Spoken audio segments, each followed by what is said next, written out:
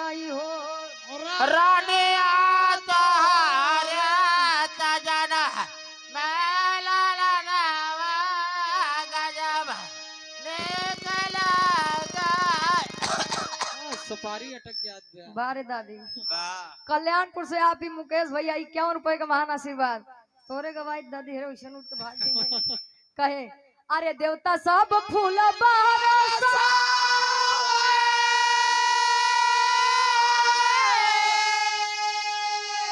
अगनवा में नाचाई हो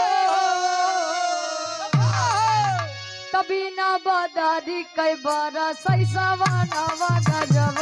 निकला गई हो बिना बदारी कई बरस बिना बदारी कई बरस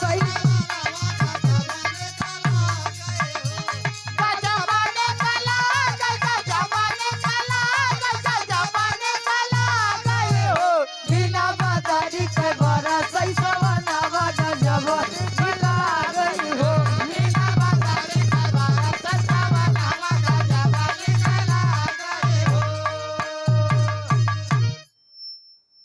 मैनू कल्याणपुर से आप भैया जी के द्वारा 51 रुपए का महान आशीर्वाद सुरेंद्र शुक्ला जी 51 रुपए का महान आशीर्वाद आदरणीय परम सम्मानित सुखनाथ भैया जी पलिया की पावन धरती से इस भाव को समझते हुए 51 रुपए का महान आशीर्वाद लेकिन जो ने तनी से ऊपर वाली रहती 30 से 50 साल वाली ओ गावती का हरीशचंद यादव जी रामायण मंडली पलिया से बाबू जी के द्वारा 51 रुपए का महान आशीर्वाद राजेंद्र कुमार मिस्त्री जी 51 रुपए का महान आशीर्वाद कहे मिस्रीगंज से आप राजेंद्र कुमार भैया जी के द्वारा 51 रुपए का महान आशीर्वाद कहे अरे भला जे कर पिराय उहई जाने दूसर के हुक्का जाने भला जे कर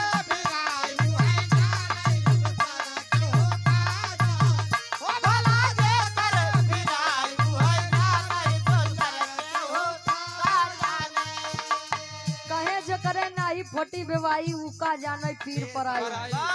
जे करे ऊपर बीतत है वही जानत है काका कहे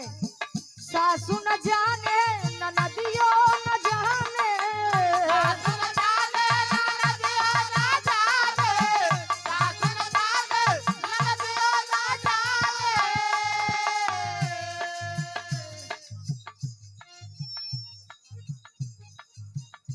शीतला पासे जी पूर्व प्रधान साहब जमुआई से ग्राम प्रधान जी के द्वारा आपकी तरफ से इस भाव को समझते हुए 101 रुपए का महान आशीर्वाद रवन्या पश्चिम से आप अनुराग यादव भैया जी के द्वारा इस भाव को समझते हुए 101 रुपए का महान आशीर्वाद कहे सासू न जाने ननदियो न जाने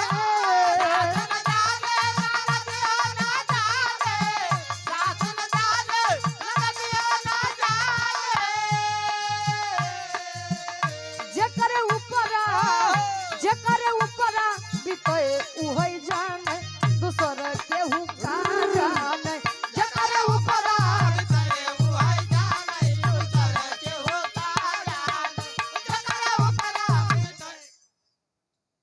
और पुनः इस भाव को समझते हुए शेखर भैया जी आप प्रधान जी के साले साहब हैं बारे भैया 51 रुपए का महान आशीर्वाद बल्लू अहिर भैया जी के द्वारा 51 रुपए का महान आशीर्वाद कहे सासू न जाने ननदियो न जाने जे करे ऊपर बीतई वही जाने दूसर के हुक्का जाने लेकिन जौन तिसर की गोल होते गावत आई लड़का ली हाथे में कहा यार तनी सा मजाक बस कही दे कहा लड़कवा तो जैसे बगलिए वाले के आई लागल तब ले तने दुल्हावा हम तो जानते रहे तो नैहरे से आदत खराब रही वो तो हम तो कर रखे रहे हमार बड़प्पन है आए पहुंच गए वो मामला हाई कोर्ट में बाहर बेचारा जज सोचत बा तू तुझे ने अपन काम कर लिया तू अपने वो अपने ही लड़कवा कहाँ जाए करे मम्मा के दे सुंदर लाल यादव जी चंदापुर से आप बाबू जी के द्वारा 51 रुपए का महान आशीर्वाद गावत ही का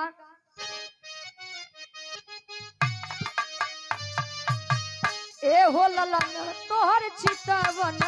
कैसे ए हो ललन तोहर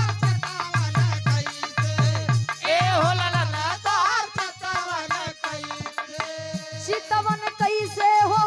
चितवन कैसे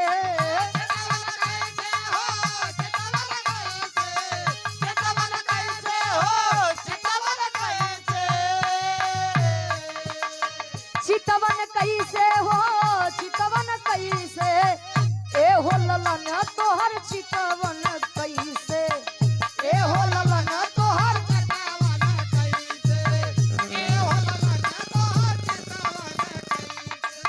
ए हो ललन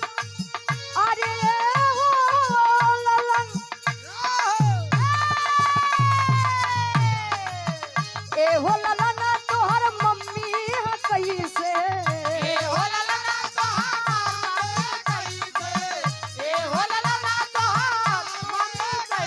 कैसे इनो मछिया बैठी रानियावा जैसे मछिया बैठी रानियावा जैसे रानियावा जैसे मछिया बैठी रानियावा जैसे मछिया बैठी ए हो ललन तोहर पापा कैसे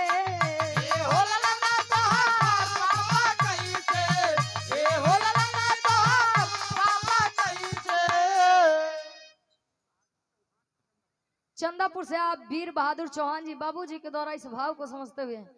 51 रुपए का महान आशीर्वाद आप आदरणीय परम सम्मानित केशवराम हरकपुर से बाबूजी के द्वारा 51 रुपए का महान आशीर्वाद कहे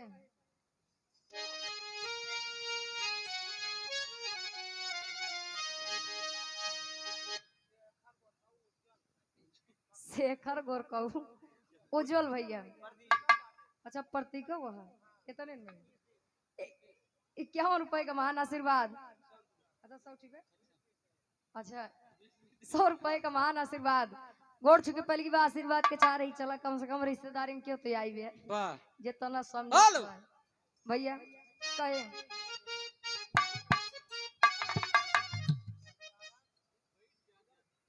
पिंडारा से आप बाबूजी के द्वारा इस भाव को समझते हुए संत राम बाबूजी 101 रुपए का महान आशीर्वाद गोड़ छू के पहली बात कहे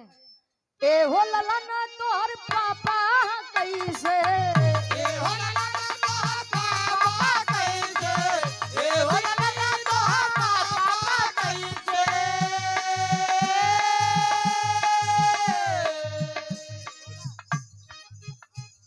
विश्वनाथ प्रधान जी राम रायपुर से 101 रुपए का महान आशीर्वाद प्रधान जी के गोड़ छू के पहली बार आशीर्वाद के चाह रहे कहे पगड़ी बांधे राजनवा जैसे पगड़ी बांधे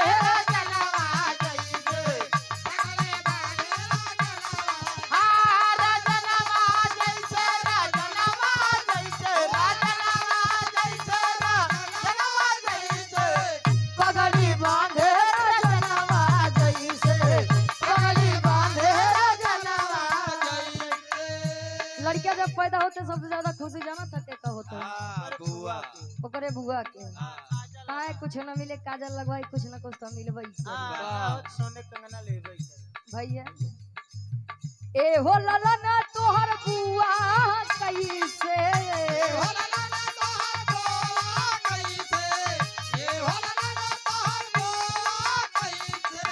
बुआ कैसे हो बुआ कैसे